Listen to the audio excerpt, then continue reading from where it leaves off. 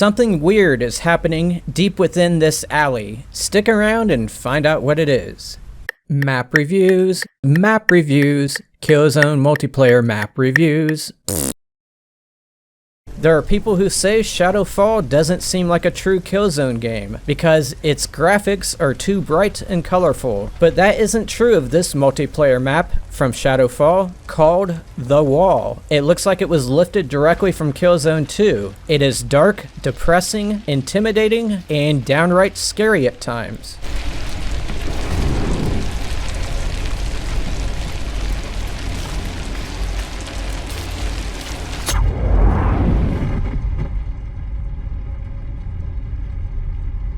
This place is a border crossing, just outside the wall that divides the planet of Vita. The Helghast control one side and the VSA control the other. The rain pours down constantly as both sides shine searchlights from the towers high above. In the sky, Helghast ships do patrols, while on the other side, VSA ships hover above their side of the border. This is a place that nobody would want to be in for any long period of time, but at least they have a zip line. Whee! The Wall was a pretty popular map when the multiplayer was still up and running, and I myself, for the most part, enjoyed playing on it. Some of this footage is from a few years ago.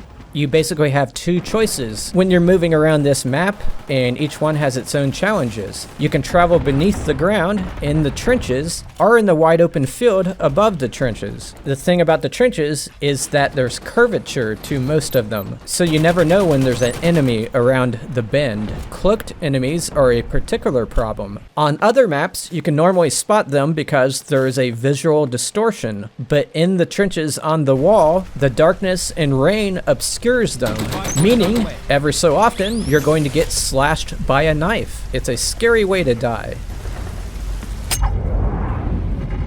Walking in the open above the trenches isn't a good option either, as it makes you an easy target for airbots, turrets, and snipers. Luckily, there's some things to hide behind, but ultimately someone will get a good angle on you and shoot you. I find it a very compelling map to play on, but I don't like certain aspects of it. And one of them is the symmetrical design. You can pretty much fold it in half and it would fit perfectly. I mean, you have to flip one side of it, but you know what I mean. I'd rather have one side completely different for the sake of variety, and there were many times in the multiplayer when I got mixed up about what side of the map I was on, because like I said, each side looks the same. However, when I captured footage for this review, it dawned on me that the color of the searchlights was different on each side. The Helghast had more orange in their lights, and the VSA lights were more blue. So that would definitely help you if you can't figure out which side you're on. But the biggest issue I had on this map was how easy it was for the team to surround the opposing team's base camp and prevent the people within it from leaving. Base camps are the main spawning areas, and each base camp on this map has only 3 exits. The dominant team can pretty much block all 3 of them with their guns and their gadgets. Like right here, I'm just outside one of those exits, and I could just stand here and just kill anyone that tries to get out.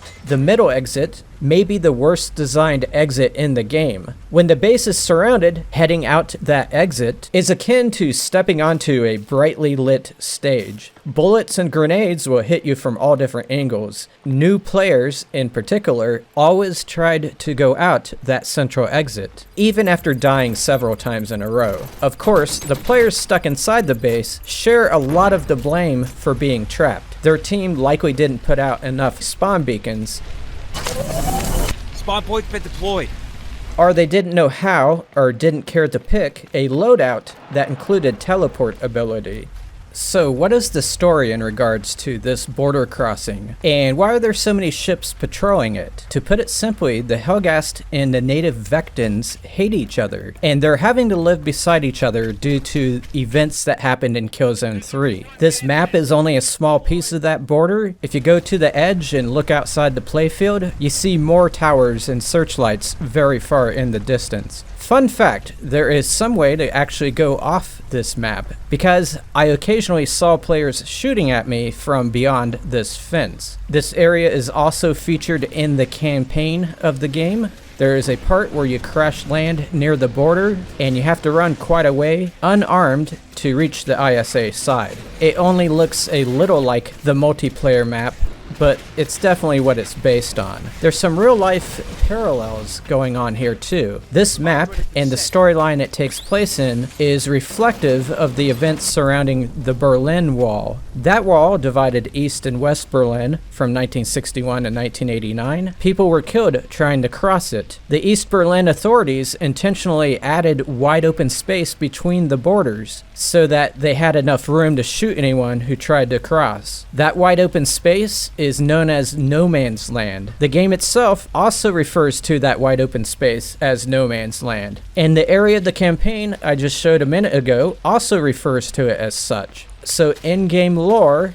and real-life lore are stitched together nicely here. Now let's take a look at some of the finer details of the wall. From what I can tell, no part of it is destructible, even cardboard boxes. Nothing is movable either. Everything feels like it's glued down with super glue. There are some objects that move on their own. Just outside the ISA base camp and in this alley, there's some trash that is blowing around. But if you take a closer look, you realize it's spontaneously generating from the ground.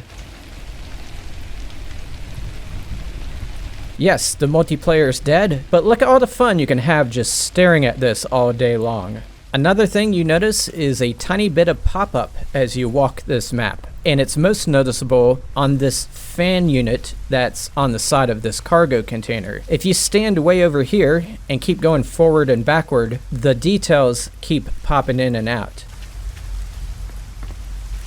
And they say I have no life. Some of the most detail on this map is within the base camps. There are some interesting propaganda flyers within them.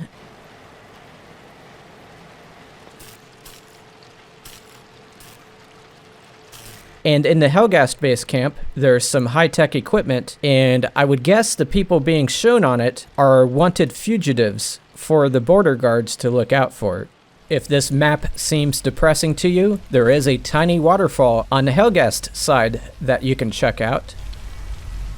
Of course, no Shadow Fall map can be complete without some random furniture laying around. I can't tell if the thing above it is supposed to be a window or a mirror, but when I stare at it, it almost looks like a reflection of the things behind me. Another thing I can't figure out is what the initial purpose was of these broken arches. Pieces of them are laying around. Maybe this place was like a park or something before they built the wall beside it. Another thing to ponder is how can there be a full moon out during the middle of a torrential rainstorm? I will continue to ask the hard questions as I continue to review every map in the Killzone franchise. I should be done within this decade. See you next time, and long live Killzone.